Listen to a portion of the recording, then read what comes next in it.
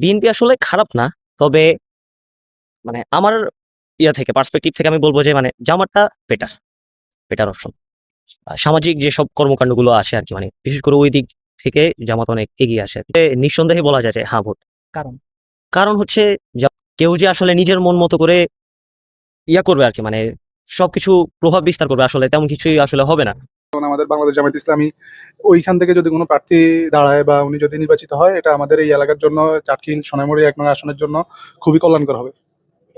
গণভোটের পক্ষে অবশ্যই হায়ের পক্ষে আমরা আছি, বা যেভাবে চাঁদাবাজি, ঘুষ, দুর্নীতি যেভাবে বাড়ছে, এই হিসাবে আমি আশা করি যে হ্যাঁ ভোটের দিকে যাওয়াটাই যৌক্তিক।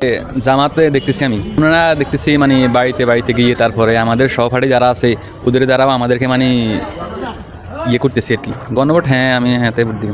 ইসলামের পক্ষে ভোট যাবে।